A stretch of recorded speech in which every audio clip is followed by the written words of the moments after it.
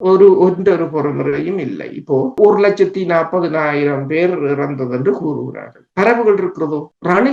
நான் கூறவில்லை. ரணில் விக்ரமசிங்க கேட்டார் அன்றைக்கு அதுல அந்த இன்டர்வியூலயே. வன்னில 3 லட்சம் பேர் இருந்தவ 1,50,000 பேர் இறந்தால் 1,50,000 பேர் இருந்தால் அரவாசி பேர் இறந்துட்டு நம்ம அப்படின்னா வன்னியில 20 லட்சம் பேர் இருந்தார்களா என்று அவர் கேட்கிறார். சரி, பிரச்சனை என்னவென்று சொன்னால் எங்களிடம் ஆவணங்கள் இருக்குமாக இருந்தால் அப்படி கேட்க முடியாது.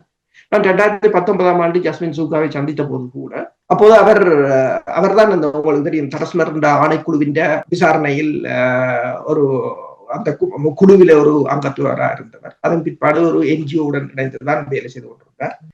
அப்போ பிரான்சிஸ் கரசரும் அங்கு வந்திருந்தார். நாங்கள் ஒரு இன்டர்வியூ தான் போனாங்க. அப்ப அவருக்கு உணர்ந்த காணாமல் போனோர் தொடர்பாக நாங்கள் ஒரு ஆவணங்களை விசாரித்துக் கொண்டிருக்கின்றோம். இது நான் முதலும் கூறியிருக்கிறேன். 340 பேர் தான் இதுவரையிலும், இது நான் கதை சொல்றது 2019 ஆண்டு 350 பேர் தான் ஒழுங்காக பதிவு செய்திருக்கிறார்கள்.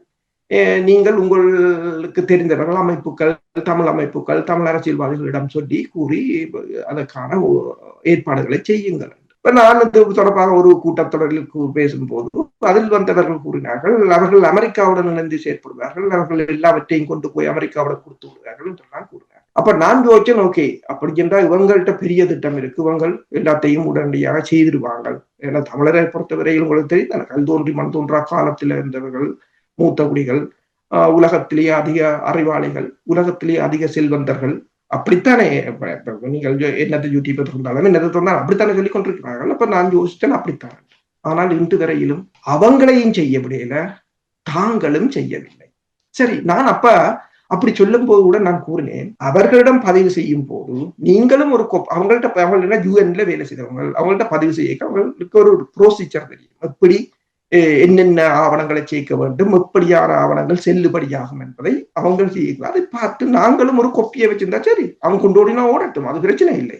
எங்களிடம் ஒரு கொப்பி இருக்கும் என்று சொன்னா நாங்கள் அதனை ஆவணப்படுத்தி மெல்ல மெல்ல ஆவணப்படுத்தி இன்றைக்கு 5 வருடம் 2019 6 வருடம் 6 வருடத்துக்கு முதல் நாங்கள் அவர்கள் எங்களிடம் கேட்டது, 6 வருடத்துக்கு முதல் சொன்னது, 6 வருடத்துக்கு முதல் அதை எள்ளி நகை ஆடியதும், அதை அமெரிக்காவின் புலனாய்வுத்துறை என்று சொன்னவர்களும் இன்று வரை எதுவும் செய்யவில்லை என்றதுதான் மிகப்பெரிய ஒரு வேதனை. ஆனால் கொடி பிடித்திருக்கிறார்கள், ஊர்வலம் நடத்தியிருக்கிறார்கள், ஐக்கிய நாடு சபைக்கு செருப்பு தேய நடந்திருக்கிறார்கள், எதுவும் நடைபெறவில்லை.